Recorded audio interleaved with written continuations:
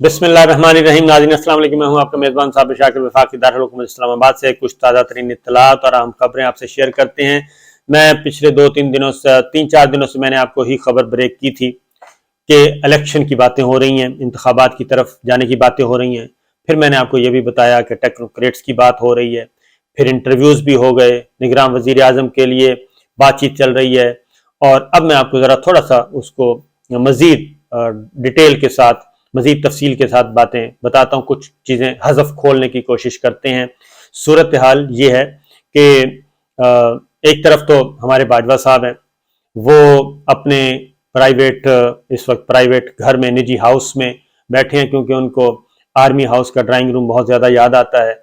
और army house के drawing room में जो कुछ उन्होंने किया और जिसका खमियाजा इस वक्त पूरी कौम भुगत रही है, न सिर्फ पूरी कौम भुगत रही है बल्कि अफवाज पाकिस्तान भी भुगत रहे हैं और पाकिस्तान अज खुद भुगत रहा है। जो बदतरीन किस्म का इस वक्त सियासी, मुआशी और सिक्योरिटी का बहरान इस वक्त है, उसके जिम्मेदार अगर कोई है, फर्द वाहिद है, तो वो सिर्फ एक है, जिसकी वजह से ये सब कुछ हुआ। और जिन्होंने ड्राइंग रूम में बुला बुला कर सारे लोगों को कहा कि आए जनाब नया खेल खेलते हैं, इससे बड़ी बदनसीबी की कोई बात नहीं है। लेकिन कुछ अच्छी खबरें भी आ रही हैं और मुझे पहले दिन से तवक्को थी। जो लोग ये कोशिश कर रहे थे, जिनका अंदाजा था कि जनाब ये सारा कुछ कंटिन्यूटी है और ये तसलसल है, बाजवा साहब की पॉलिसियों का तसलसल होगा, वही सब कुछ चलता रहेगा, आसिम मुनीर साहब आए हैं वो कुछ भी नहीं करेंगे, इस तरह की बातें की गई, बहुत सारी बातें की गई।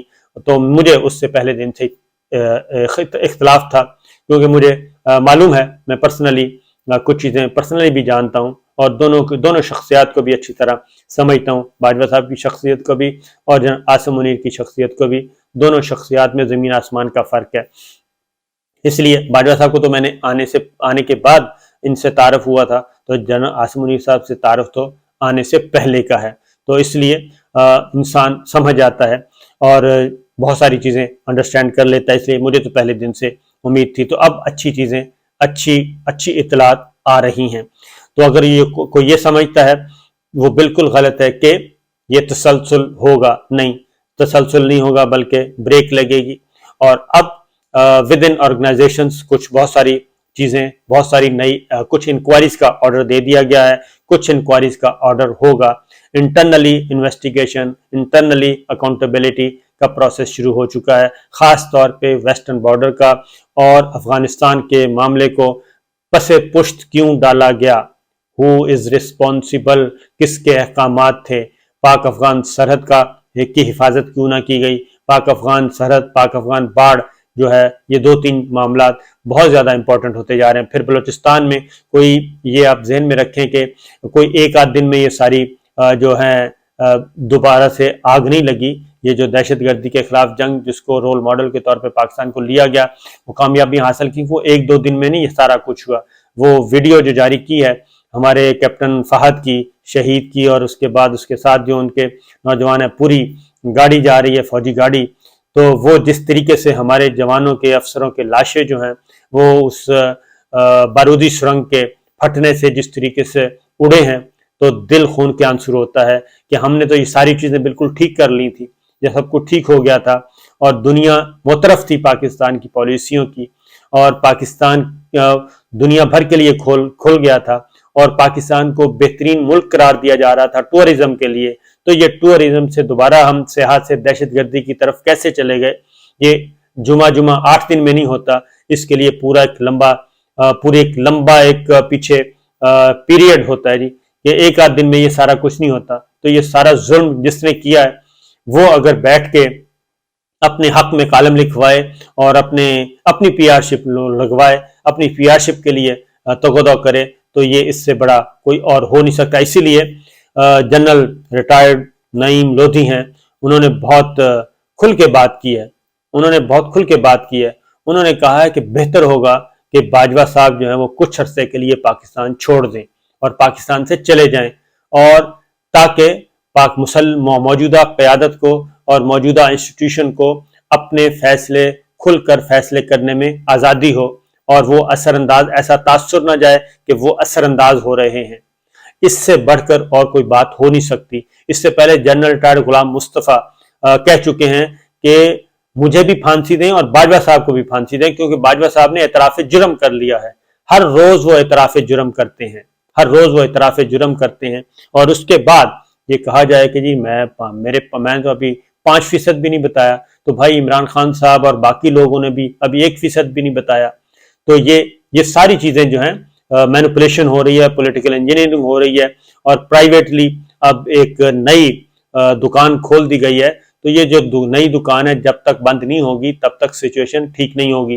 तो इसीलिए एक, क्योंकि मौजूदा फौजी क़यादत जो है, मौजूदा फौजी क़यादत और एस्टेब्लिशमेंट इस सारे क्राइसिस से निकलने की कोशिश कर रही है, सारे क्राइसिस से निकलने की कोशिश कर रही है, और उस क्राइसिस से निकल के कहीं ना कहीं कोई अफहम तफहीम हो जाए, कोई मामला संभल जाएं, मामला आगे की तरफ बढ़ें। लेकिन क्या होता है कि टेलीफोन कॉल चली जाती है चौधरी परवेज इलाही साहब को, वज़ीर आला पंजाब को, फिर उठते हैं और मुलाकातें शुरू हो जाती हैं साबिकीन से, और उनके साथ मामला तय करने की कोशिश की जाती है। तो ये जब सारी चीजें हैं तो इसका मतलब है कि आप जाने के बाद भी इस मुल्क को किसी सुकून की तरफ, आगे की तरफ बढ़ते नहीं देखना चाहते।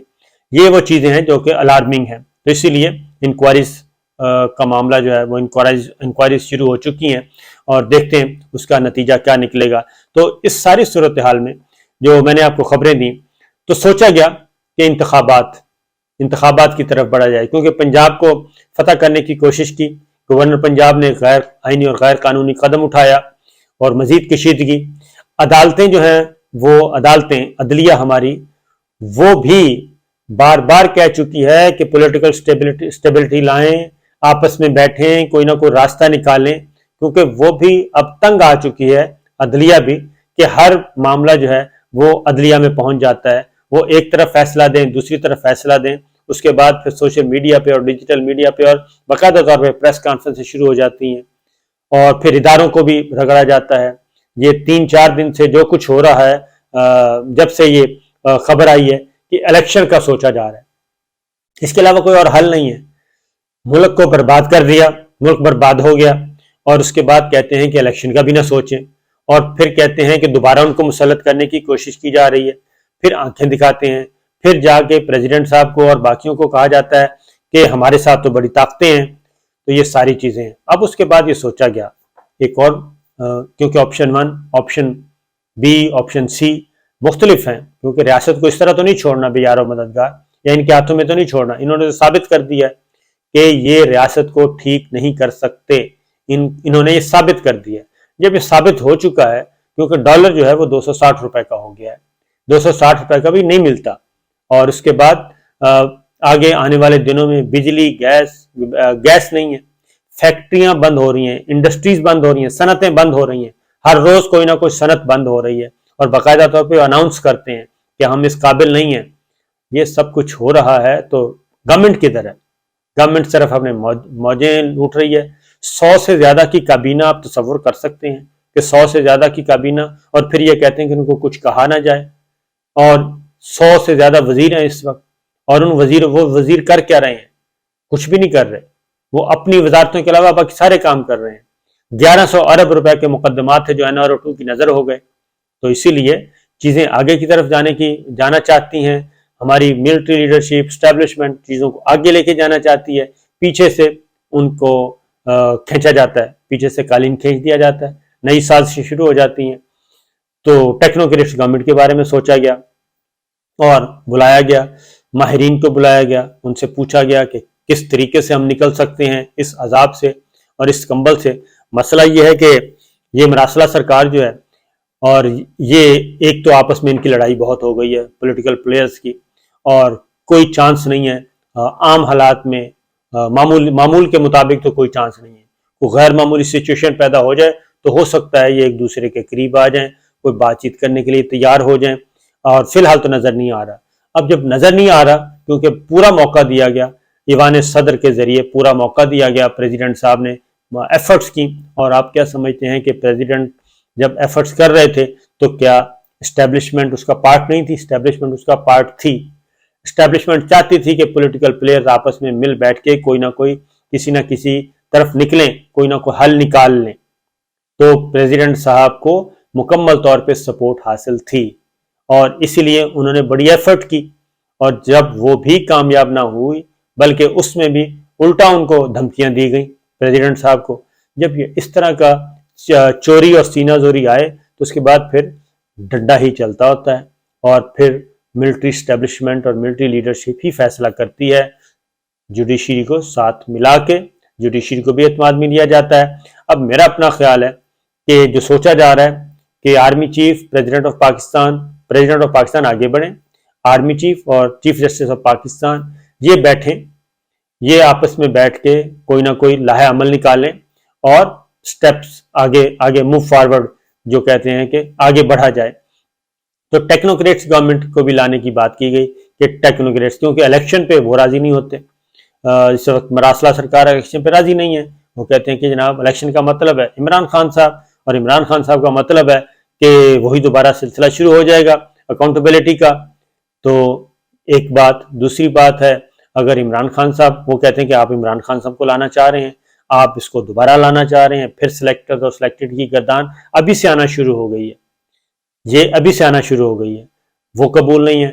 टेक्नोक्रेट्स की गवर्नमेंट ले आए जी, टेक्नोक्रेट्स की गवर्नमेंट में जो मेरे पास इत्तलात हैं, मरासला सरकार को तो कोई इतराज नहीं है।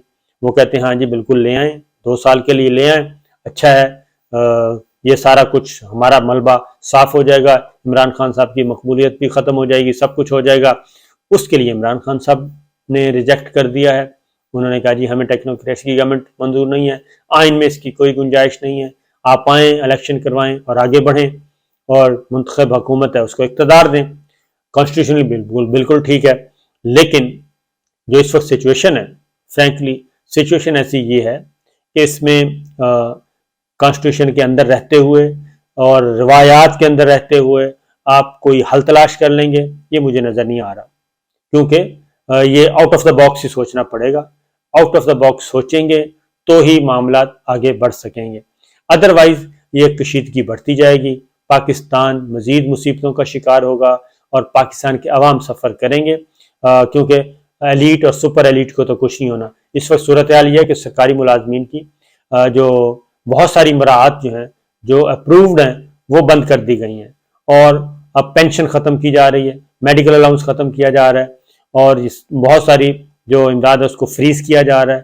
पेट्रोलियम के बारे में, पेट्रोल वगैरह के पेट्रोलियम मसनूआत के इस्तेमाल में उसकी पॉलिसी, और ये अफ़वाज पाकिस्तान के अंदर भी हो रहा है, वहाँ पे भी कफ़ायत शारी को लाया जा रहा है। लेकिन मैं ये समझता हूँ कि ये इस तरह के छोटे छोटे इक़दामात की नहीं, ये बड़ी सर्जरी की ज़रूरत है, बड़ी सर्जरी की ज़रूरत है, और उस बड़ी सर्जरी को जल्दी से जल्दी अगर कर लिया जाए तो कम से कम कोलेटरल डैमेज होगा, जितना डिले करते जाएंगे उतना ही ज़्यादा होगा।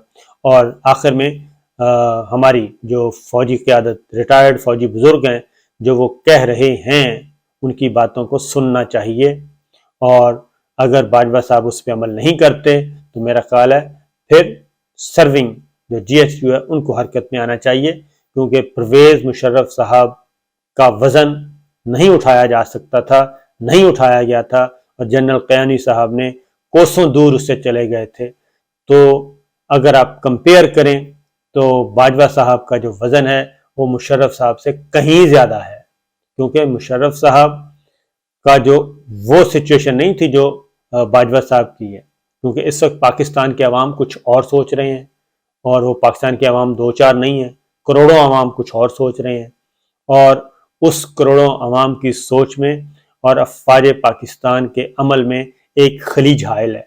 उस खलीज को कम भी करना है, ख़त्म भी करना है, और उसके लिए कदम उठाने होंगे। इजाज़त दीजिए, अल्लाह हाफ़िज़।